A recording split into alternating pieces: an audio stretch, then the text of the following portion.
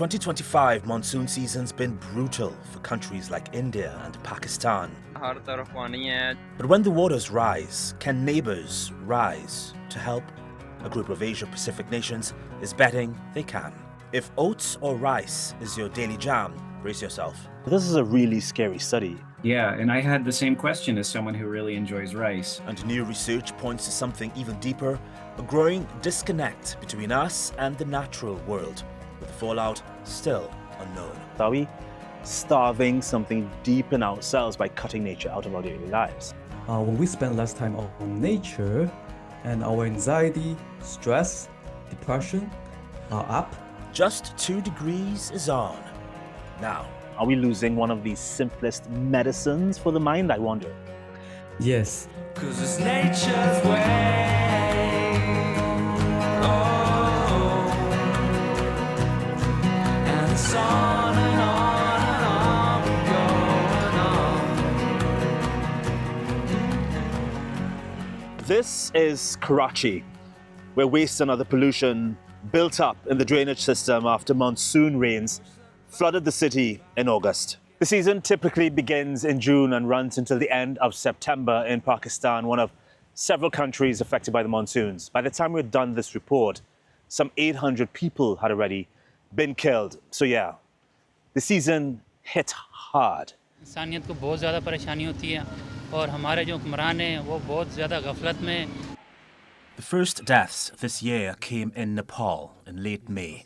Nearly 24 people killed in just 24 hours when rain softened the soil and released massive rocks, tumbled downhill and crashed into houses. हाम्रो जस्तो मुलुकमा चाहिँ मुख्य challenge भनेकै हामी चाहिँ माउन्टेनियस कन्ट्री हो हैन. अब यसमा पनि यङ माउन्टेनहरु हाम्रो एकदम अब यो यङ माउन्टेनमा पनि भूकम्पले गर्दा हामी भूकम्प अर्थक्वेक प्रोन कन्ट्री पनि हो. Nepal is one of the world's most landslide prone regions. In India, flooding is the biggest monsoon problem. This neighborhood in Karnataka shows a typical aftermath of torrential rain. Knee-deep water, homes and cars submerged, and infrastructure overwhelmed. The drains are not constructed properly. A sign the city grew too fast, India's so-called Silicon Valley. The country's reported more than 1,000 deaths since late May. One survivor remembers the moment disaster struck near a remote Himalayan temple in Kishtwar. जगदम बैठे हुए थे चाय पानी जैसे P रहे थे तो जगदम से पहाड़ देखे गिरे एकदम धड़ाधड़ तो भागने को कुछ चांस ही नहीं था तो मेरी बहन उन सब दबा गया मलबे में नीचे में. This is the human chain of workers who worked to rescue a ruined sister. Over 50 people died in those torrents. Pakistan has faced its own challenges. By the time of this report, as many as 800 people were killed.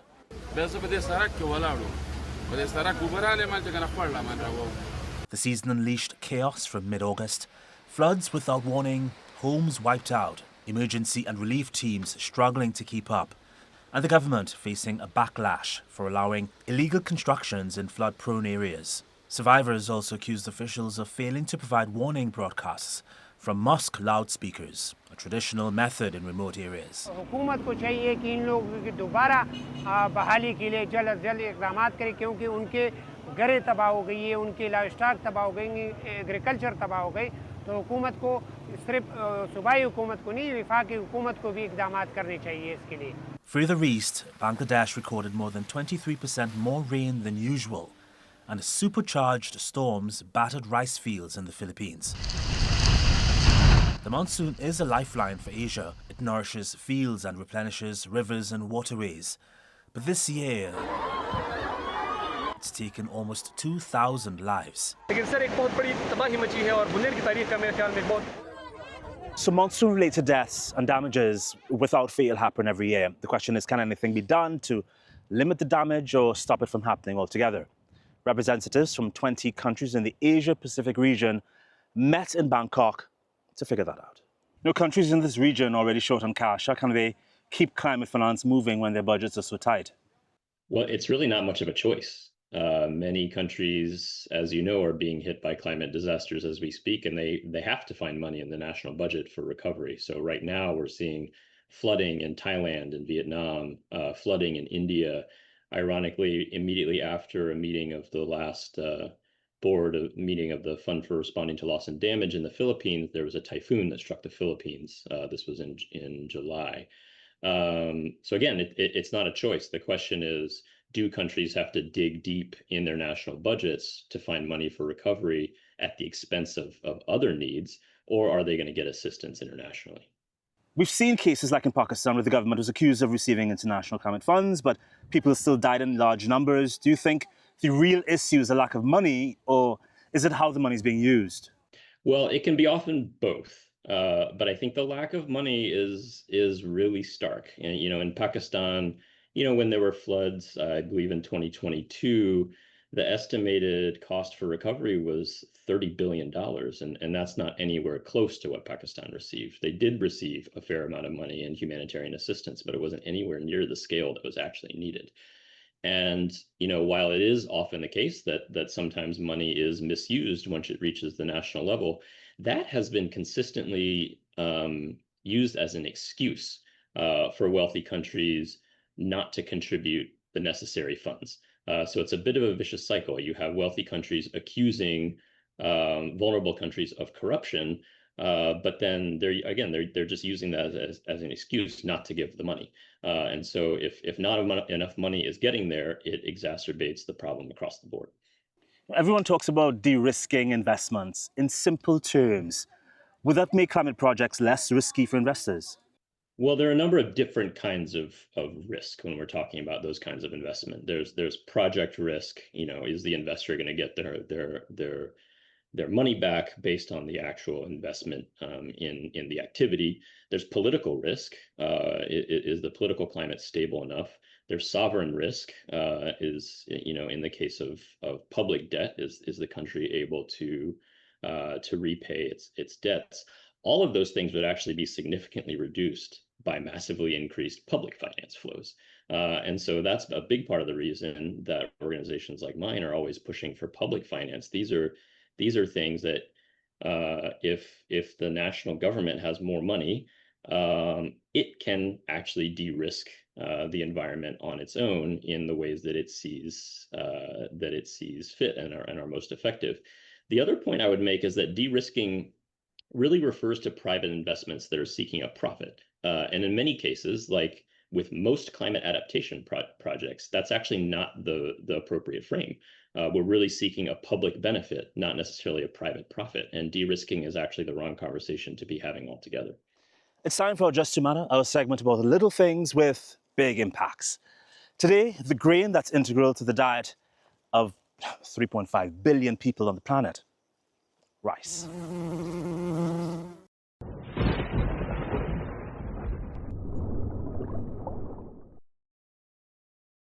Rice is one of the world's oldest cereal grains.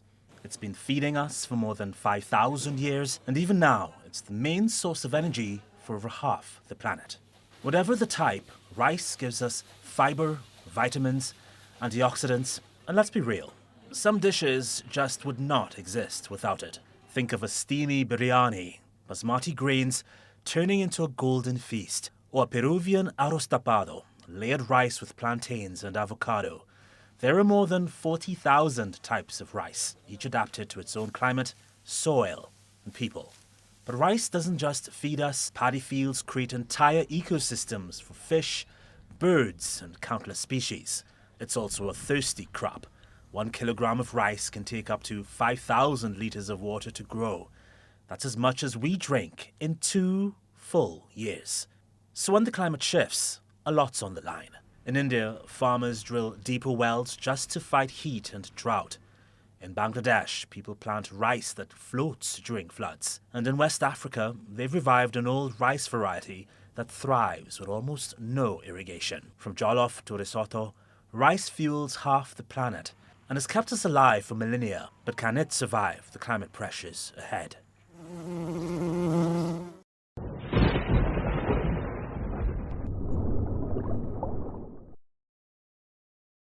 But it's because we use rice so much that scientists are concerned about what seems to be happening to this staple food.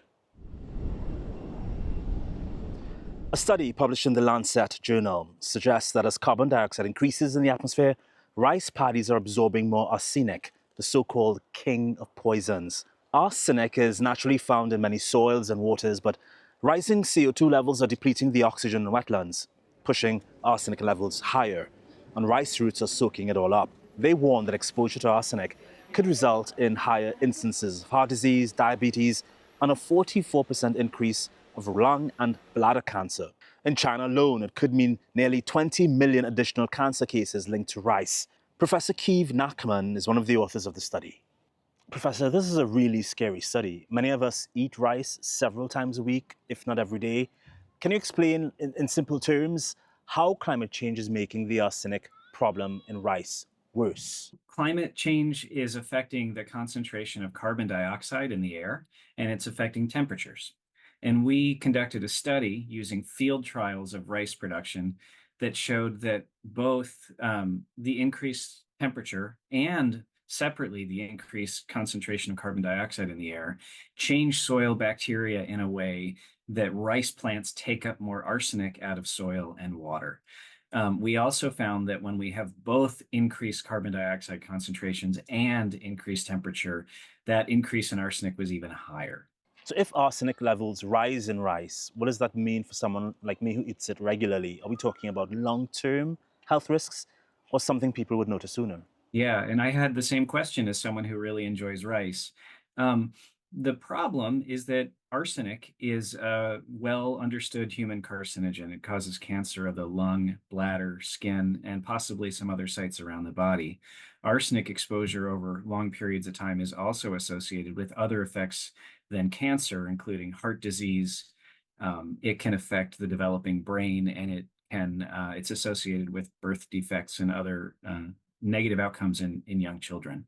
So arsenic exposure is a huge public health problem. And as far as foods go, rice is the food that tends to be the most commonly contaminated with arsenic and have the highest levels of arsenic. For the most part, when you're exposed to rice in your diet, you're not going to notice it right away. You're not going to have levels of arsenic that are high enough that you'd become immediately sick. The issue is that you can be exposed to levels of arsenic in food over very long periods of time through some dietary staples like rice. And those long-term low-level exposures can, over time, amount to serious health effects. You know, people in Bangladesh, India, Southeast Asia, that region, they eat rice a lot more than the rest of us. Are families in those regions facing higher risks than, say, someone eating rice occasionally in Europe or the US? So increased consumption certainly increases your exposure to arsenic and thus increases your risk. So rice is a dietary staple for nearly half the world's population. So this is a really serious issue that demands some sort of intervention to limit people's exposures to arsenic while still preserving rice as a viable dietary staple. And there are lots of things that we can do to actually accomplish that. Is this something farmers can change, like how they grow rice or the varieties they plant, or is it really out of their control because of climate change? One thing that can be done that's really helpful is monitoring the concentrations of arsenic in the soil that rice grows in and in the water that's used to irrigate that rice. If you can identify land that has lower arsenic concentrations or maybe test the water on a regular basis, there's less arsenic for the plant to accumulate out of the soil and water, and thus people are exposed to less arsenic. There are also, on the consumer side, ways that you can prepare rice that limit the amount of arsenic that you end up consuming. Some of those preparation methods involve using more water than you might need and then discarding that water prior to eating to lower the amount of arsenic you get in the finished rice.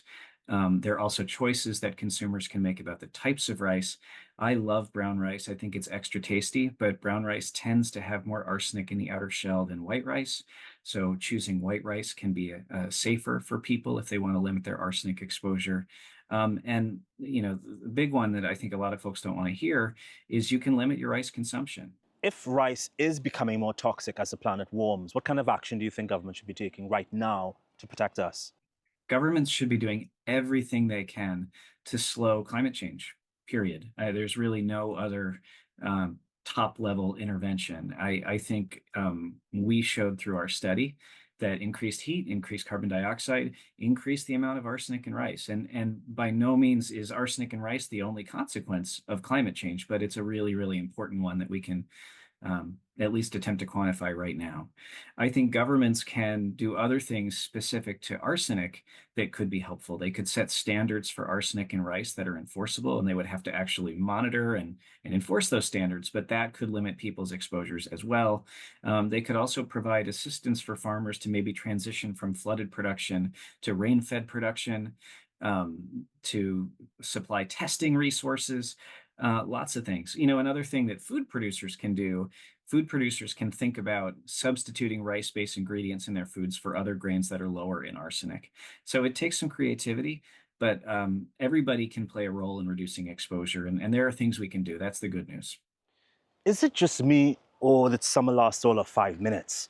Yeah, there were days where the heat was near unbearable, but the sun's position in the sky is already changing, the nights are getting longer, my mood is changing. Is yours?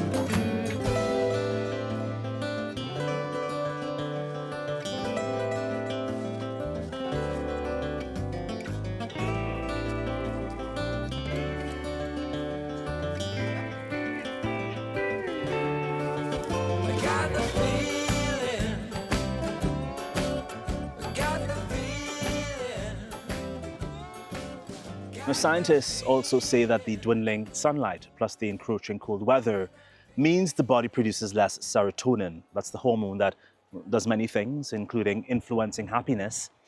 This next story might appeal to you. A study says that since the 1800s, our connection to nature has dropped by more than 60%. And that if trends continue, it could get worse unless we make serious changes. This study shows we're more disconnected from nature than ever. From where you sit as a psychologist, are we starving something deep in ourselves by cutting nature out of our daily lives? Yes, I think that's a very concerning trend in modern life, especially for people living in big cities. We generally have less green spaces compared with people who live in small cities or countryside. And researchers are well documented that when we spend less time on nature, and our anxiety, stress, depression are up. And also, if we spend more time in nature, not only will increase our mental health, like mood-wise, but also will increase our memory, our attention. So it's a magical effect on that part. So we should spend more time in nature and relatively less time indoor, especially for people living in big cities, because people living in big cities, they have least access to nature, but they will gain the most from getting in touch with nature. The research suggests parents have stopped passing on the love of nature to their kids. Do you think we're raising a generation that's more anxious, more numb, because they've never really been taught to care about the world around them? I think like a lot of parents, if they are born and raised in like mega cities, then themselves have less contact with nature. So naturally, they don't have that awareness. They would likely to pass that down to their kids.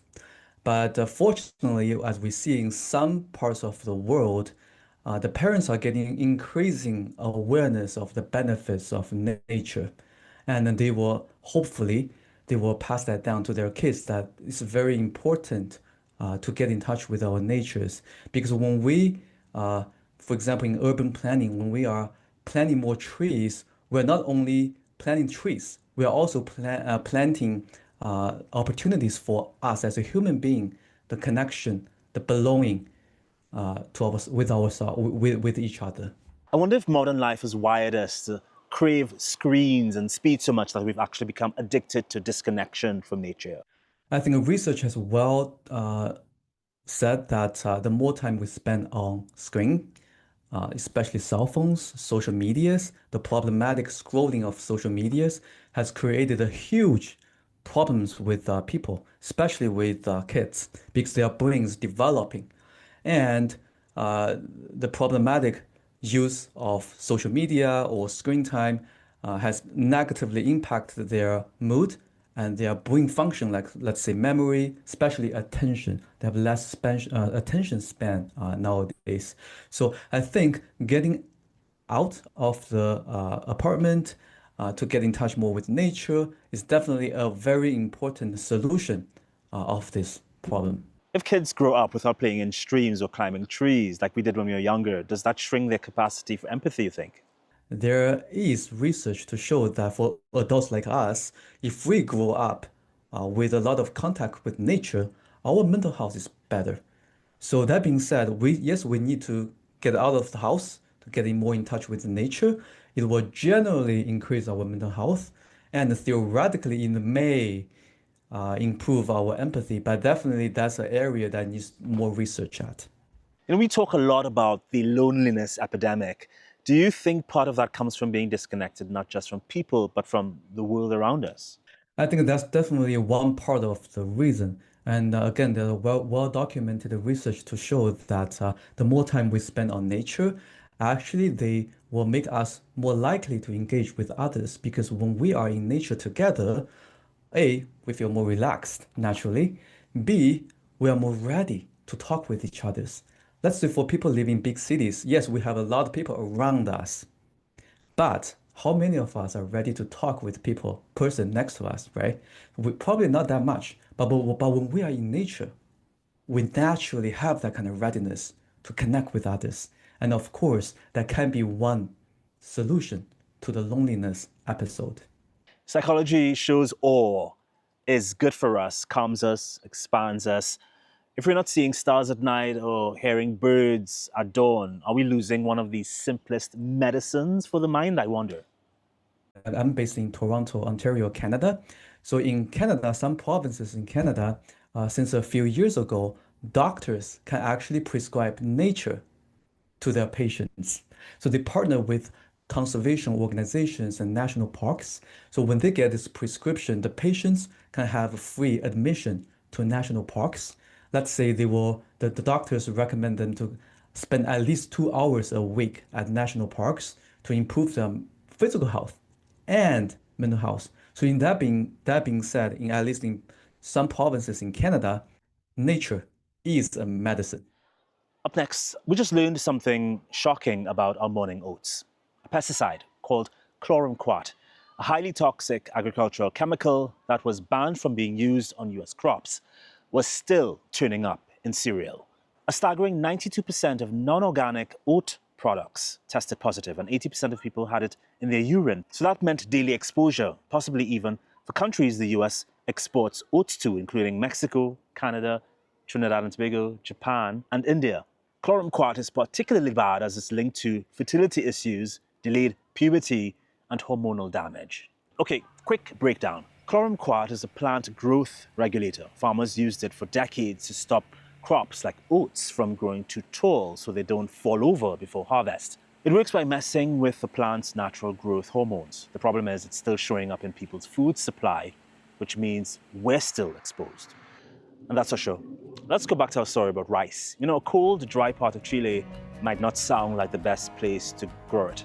But a new strain, one that requires much less water, is thriving in tropical conditions. The Haspe strain is one of several research efforts worldwide aimed at coming up with less resource-hungry crops. at a time of increased water scarcity. So far, scientists have only grown the haspe on 1 hectare of land. They're hoping to increase that to 5 next year. See you next time. Bye.